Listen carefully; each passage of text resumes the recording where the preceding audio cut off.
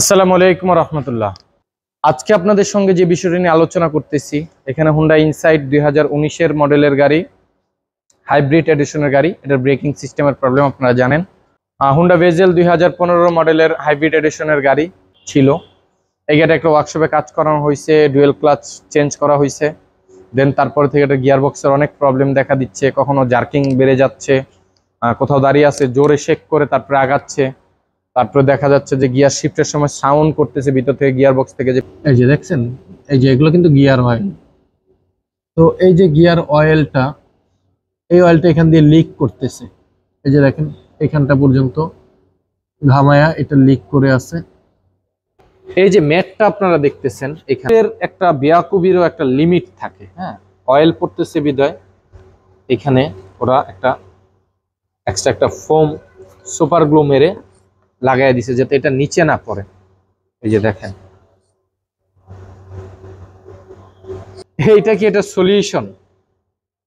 এটা আমি এখানে দিয়ে দিব, তেল পড়বে, এটা বোঝা যাবে না। এটা কি এটা solution?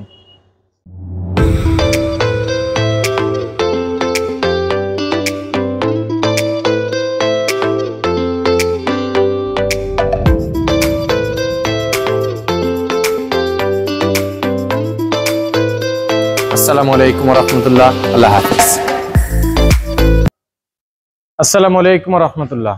Vehicle auto care specialist in hybrid and euro কার।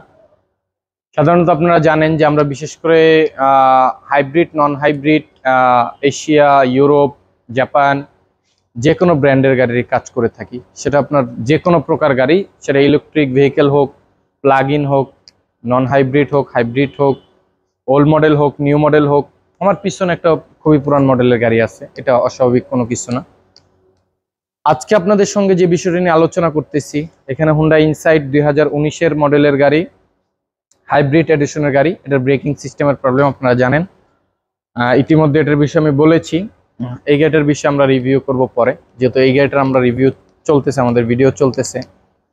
পরে বলতে এটার কাজ চলতেছে, স্টেপ বাই স্টেপ এটার ভিডিও হয়েছে, কিংবা কাজ যতটুকু হয়েছে ততটুকু ভিডিও হয়েছে। এখন আমরা এটার বিষয়ে আলোচনা করব। হুন্ডা ভেজেল 2015 মডেলের হাইব্রিড এডিশনের গাড়ি। এই গাড়িটার যে প্রবলেমটা আপনাদেরকে ফার্স্ট রিভিউটা দেখলে আপনারা আর একটু ভালো বুঝতে পারবেন যে এই গাড়িটার কি সমস্যা আছে ছিল। এই গাড়িটা একটা ওয়ার্কশপে কাজ করানো হয়েছে, ডুয়েল ক্লাচ চেঞ্জ করা হয়েছে। দেন তারপর থেকে এটা গিয়ার বক্সের অনেক প্রবলেম দেখা দিচ্ছে, কখনো জার্কিং বেড়ে যাচ্ছে, কোথাও দাঁড়িয়ে আছে জোরে শেক করে তারপরে আগাচ্ছে। তারপরে দেখা যাচ্ছে যে গিয়ার শিফটের সময় সাউন্ড করতেছে ভিতর থেকে, গিয়ার বক্স থেকে যে প্রিমিয়াম কেটে ঢুকতেছে, এরকম দাঁতি মিস করতেছে, এই টাইপের সাউন্ড। এর মাঝখানে আমরা যেটা দেখলাম, খেয়াল করলাম যে এটা আমরা আগেও নোট করছি। আমি এই গাড়িটা দীর্ঘ 50 কিলোমিটার ড্রাইভ করে দেন তারপর আমি এটার কোটেশন দেওয়া হয়েছে। দেন তারপরে আপনার কোটেশন সাবমিটের পরে কোটেশন পাস হয়েছে, দেন গাড়ি আমাদেরকে দিয়ে যাওয়া হয়েছে কাজের জন্য। তো তার ভিতরে যেটা ছিল সেটা হলো, এই গাড়িটার যখন আমরা চেক করছি তখন আমরা দেখলাম যে এটার গিয়ার অয়েলটা কিংবা গিয়ার বক্স থেকে অয়েল লিক করতেছে। তো সাধারণত অয়েলটা দুই ধরনের লিকেজ হয়ে থাকে। এদিকে আসেন, দুই ধরনের লিকেজ হয়ে থাকে। একটা লিকেজ হলো আপনার ডুয়েল ক্লাচের ফ্লুইড লিক করে। আমি আপনাদেরকে দেখিয়ে দেই ফ্লুইডের বিষয়টা। এই যে একটা ট্যাঙ্ক আমি আপনাদেরকে দেখাচ্ছি, এই যে আপনারা দেখতেছেন যে এই ট্যাঙ্কে তেল মোটামুটি আছে, আপনারা দেখতেছেন। ফ্লুইড লিক হয় অধিকাংশ ক্ষেত্রে, বেয়ারিং খারাপ হয়ে গেলে ফ্লুইড লিক করে পড়ে যায়। তো আপনারা এটাতেও যদি দেখেন ঠিক একই। আমি আপনাদেরকে আশা করি বুঝাইতে পারতেছি কিনা, আপনারা দেখতেছেন এখন এই যে তেলটা আমি ঠিক আপনাদেরকে লেরে দেখাইলাম। কারণ দেখানোর অন্যতম কারণ হলো যাতে জিনিসটা আপনারা ক্লিয়ারলি বুঝতে পারেন। তো এটা হলো, এটা দেখানোর অন্যতম উদ্দেশ্য হলো, তাহলে তো আমাদের ফ্লুইডটা মোটামুটি ট্যাঙ্কে আছে, ফ্লুইডের কোনো ইস্যু নাই। ফ্লুইড মোটামুটি আমাদের ট্যাঙ্কে যতটুকু থাকার ছিল ততটুকুই আছে। আমরা এখন খুলবো, খুললে তো দেখা যায় এই ফ্লুইডটা আর থাকবে না, এই জন্য আমি আপনাদেরকে দেখিয়ে নিলাম। সেকেন্ডারি বিষয় হলো যেটা, যে এই যে তেলটা যে লিক করতেছে নিচে, তাহলে এটা কি গিয়ার বক্সের অয়েল লিক করতেছে? হ্যাঁ, হইতে পারে। এটাও আমার পয়েন্টের বিষয় না, এটাও আমি আপনাদেরকে আসলে বলার আমার কোনো কিছু না। আচ্ছা, এদিকে আসেন। আমার বলার কথা হলো অন্যতম অন্য আরেকটি, যেটা আমি আপনাদেরকে একটু দেখাই। চলুন নিচে থেকে ঘুরে আসি আমরা। ফার্স্ট স্টেপ হলো এখানে আপনারা দেখতেছেন এই হলো গিয়ার বক্স পার্টিশন। এই যে দেখেন, এই যে দেখেন আমার হাতটা এখানে, ঠিক এখানটাতে কিছু একটা আছে। এই যে দেখেন, এই যে দেখছেন, এই যে এগুলো কিন্তু গিয়ার অয়েল। তো এই যে গিয়ার অয়েলটা, এই অয়েলটা এখান দিয়ে লিক করতেছে। এই যে দেখেন এখানটা পর্যন্ত ঘামায়া এটা লিক করে আছে। এই যে অয়েলগুলো লিক করে আছে। তো এই যে অয়েলটা যে লিক করতেছে, যেটা সেটা তো লিক করতেছে, আপনারা দেখতেছেনই এখানে, যেটা লিক মোটামুটি ভালো লেভেলেরই করছে। আমার কথা হলো এখানে এই যে ম্যাটটা আপনারা দেখতেছেন এখানে, এই যে ম্যাট বের করি, এই ম্যাটটাতে দেখতেছেন আপনারা কি হারে তেল পড়ছে। আচ্ছা আমরা একটু এদিকে আসি। বেয়াকুবেরও একটা লিমিট থাকে, হ্যাঁ। অয়েল পড়তেছে বিদায় এখানে ওরা এক্সট্রা একটা ফোম সুপার গ্লু মেরে লাগাই দিছে যাতে এটা নিচে না পড়ে। এই যে দেখেন, একটা মানুষের, এই যে দেখেন এটাকে কিন্তু সুপার গ্লু দিয়ে লাগাইছে। এই যে দেখেন এটা আটকে আছে, ঠিক আছে। অরিজিনাল পেপার হলো এটা হলো গাড়ির।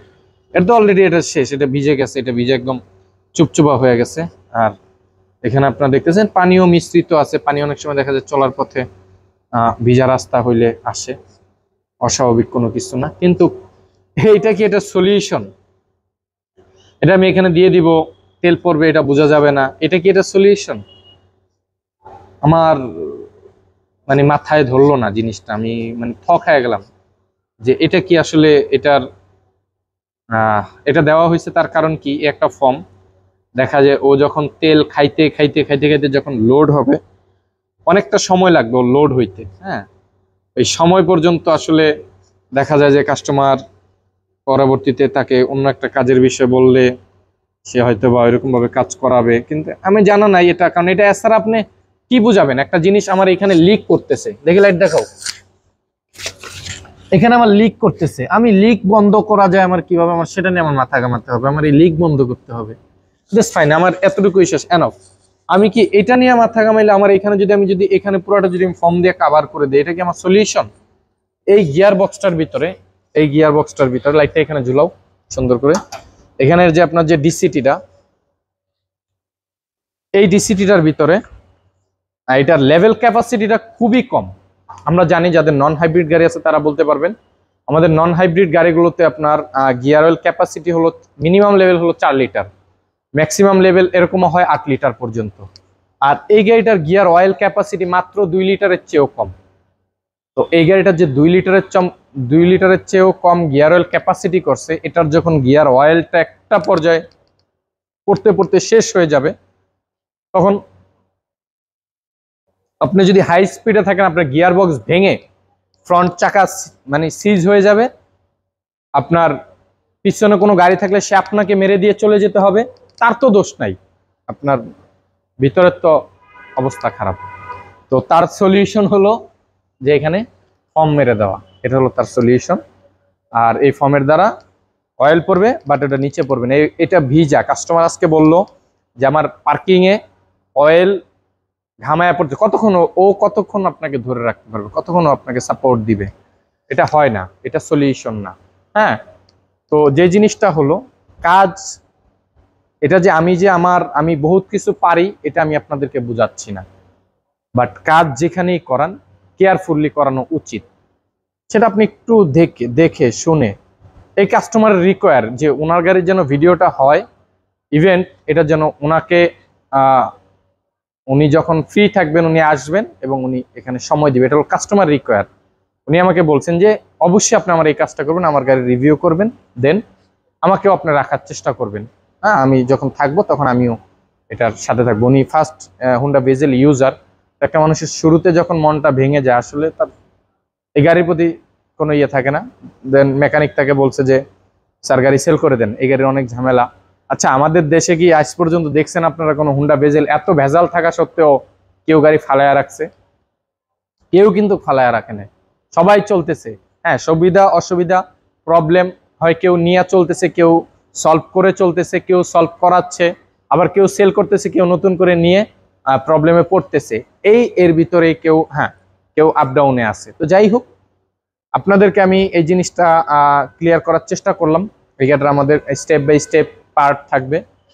তো ওই পর্যন্ত সকলে ভালো থাকবেন, সুস্থ থাকবেন, সকলের জন্য দোয়া রাখবেন, এই কামনাই রইল। আসসালামু আলাইকুম রহমতুল্লাহ। আল্লাহ হাফিজ।